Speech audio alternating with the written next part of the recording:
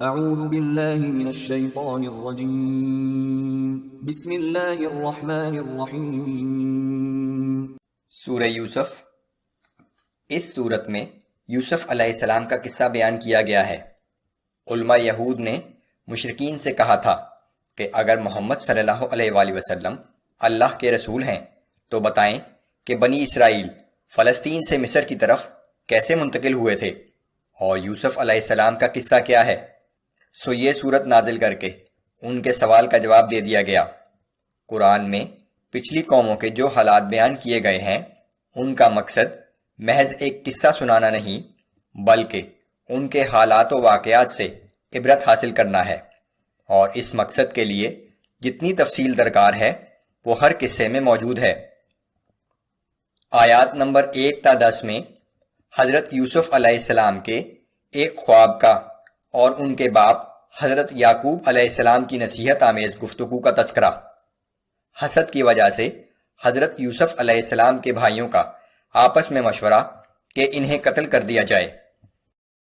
اعوذ باللہ من الشیطان الرجیم بسم اللہ الرحمن الرحیم۔ الف لام را تلک آیات الکتاب المبین۔ الف لام را، ان حروف کے حقیقی معنی اللہ ہی بہتر جانتا ہے۔ یہ ایک روشن اور واضح کتاب کی آیات ہیں۔ انا انزلناه قرآنا عربیا لعلکم تعقلون۔ بے شک ہم نے اس قرآن کو عربی میں نازل کیا ہے تاکہ تم سمجھ سکو۔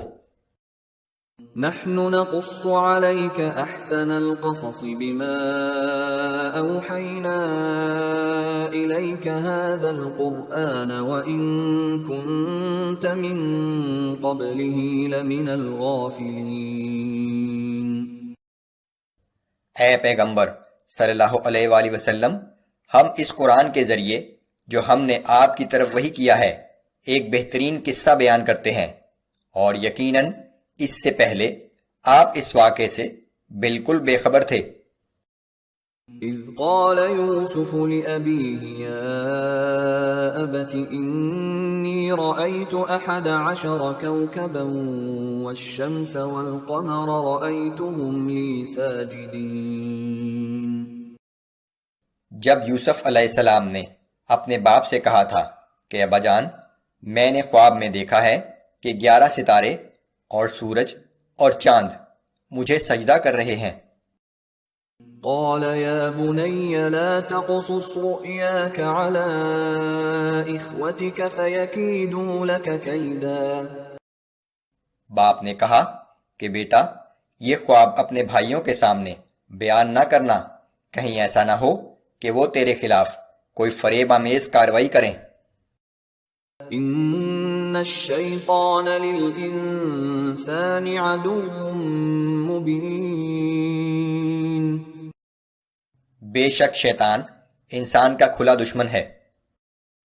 وَكَذَلِكَ يَجْتَبِيكَ رَبُّكَ وَيُعَلِّمُكَ مِن تَأْوِيلِ الْأَحَادِيثِ وَيُتِمُّ نِعْمَتَهُ عَلَيْكَ وَعَلَى آلِ يَعْقُوبَ كَمَا أَتَمَّهَا عَلَى أَبَوَيْكَ مِن قَبْلُ إِبْرَاهِيمَ وَإِسْحَاقَ۔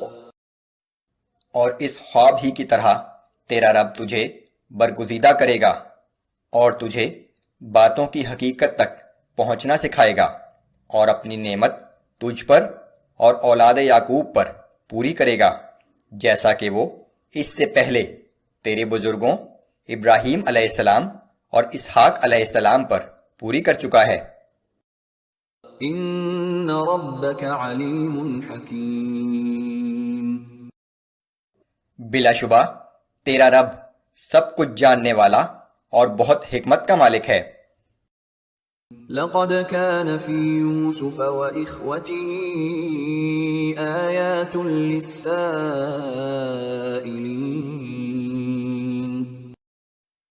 بے شک یوسف علیہ السلام اور ان کے بھائیوں کے قصے کے بارے میں پوچھنے والوں کے لیے بڑی ہی نشانیاں ہیں۔ إذ قالوا ليوسف وأخوه أحب إلى أبينا منا ونحن عصبة، اور جب یوسف کے بھائیوں نے آپس میں کہا کہ ہمارے باپ کو یوسف اور اس کا بھائی ہم سے زیادہ عزیز ہیں، حالانکہ ہم ایک طاقتور جماعت ہیں۔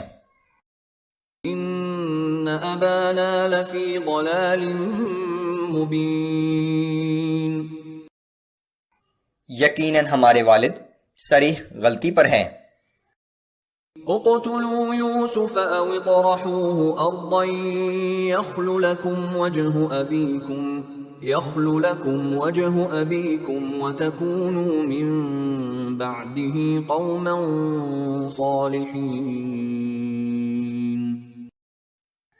انہوں نے آپس میں کہا کہ اب یوسف کو یا تو قتل کر ڈالو یا کسی دور کے علاقے میں پھینک آؤ تاکہ تمہارا باپ صرف تمہاری ہی طرف متوجہ رہے، اور یہ سب کچھ کرنے کے بعد تم سب لوگ انتہائی نیک بن جانا۔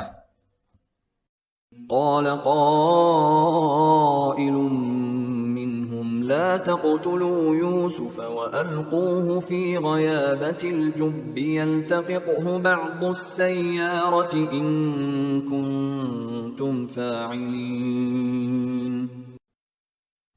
ان میں سے ایک بھائی نے کہا کہ یوسف کو قتل نہ کرو، اگر تم کچھ کرنا ہی چاہتے ہو تو اسے کسی اندھے کنویں میں ڈال دو تاکہ کوئی ادھر سے گزرتا ہوا قافلہ اسے نکال کر لے جائے۔